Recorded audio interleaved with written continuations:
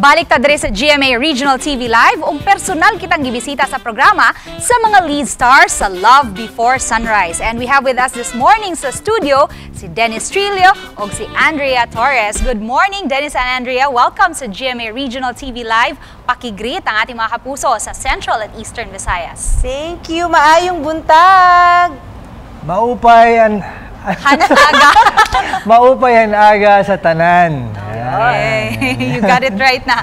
Dennis and Andrea, thank you for coming here sa studio. Sa'yo, Andrea, pang ano na to? Second time, right? Second time po. Second time. Yes. Pero kay Dennis, First time ko makapasok dito sa studio.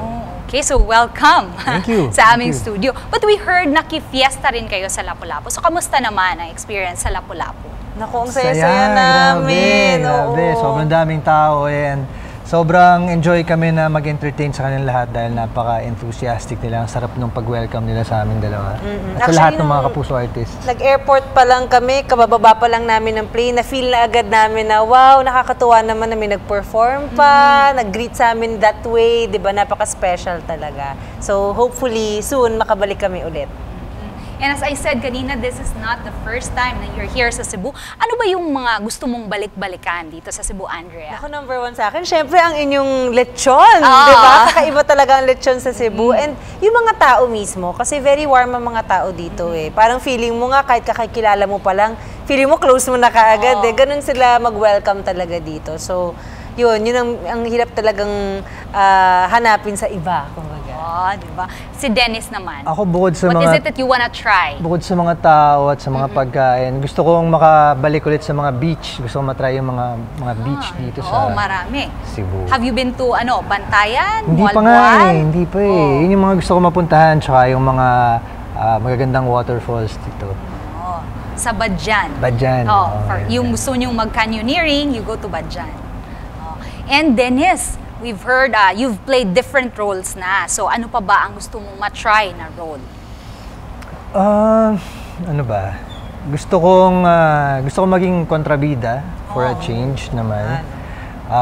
Gusto kong magkaroon ng isang series na siguro horror naman para may iba naman. Matagal nang hindi nagkakaroon ng horror na series sa GMA. So, yun. Okay. And dito, let's concentrate sa Love Before Sunrise. Saan pa iikot yung kwento? Nagsisimula pa lang actually ang kaguluhan sa mga buhay nila kasi ngayon nakikita ninyo medyo hindi matuloy-tuloy yung kasal ni Stella at ni Atom. Laging may dumarating na problema, na issue. Tapos andyan na rin yung character ni Sid na nakikita natin parang na-attract din sa character ni Bea. And of course, yung character ko naman, si Zarina, talagang nakafocus ako na makuha si Atom. So, makikita niyo po yung mga pinaghirapan naming eksena kung saan magkikita-kita kaming apat. Tapos sure kami, na-excite kami actually sa feedback nila kapag napanood na nila yung mga eksenang medyo may confrontation na kasi kaming gumagawa pero nasa-stress kami. Parang ganon. Speaking of yung love story, so parang mainit na yung between Zarina and Stella. So, sino kaya ang makakakuha sa puso ni Atom?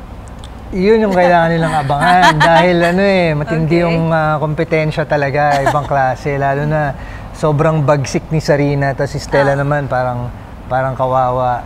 And dito nyo makikita yung dynamics, lalo na pag nag-meet na yung four na main characters at makikita nyo yung mga confrontation, yun dapat nilang abangan.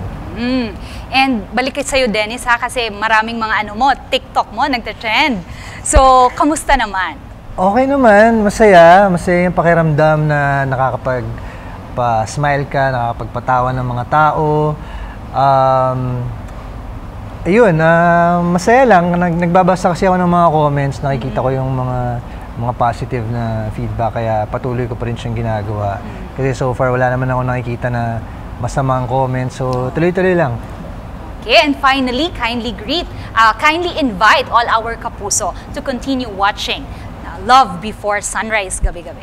Yes, bago po ang lahat, gusto namin magpasalamat sa inyong lahat dahil natutuwa kami sa nakikita naming feedback ninyo sa show namin. So maraming salamat sa suporta ninyo, very active kayo sa social media, and sa pagnood nyo lang gabi-gabi, sa pagsama sa amin. So don't forget, 8:50 Mondays to Fridays, and don't miss an episode. Love Before Sunrise. Okay. Okay.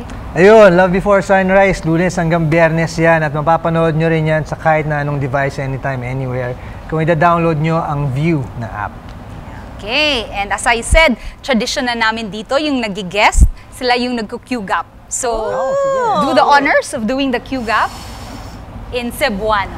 Mga kapuso, mabalik pa ang GMA Regional TV Live. Kini ang GMA Regional TV Live.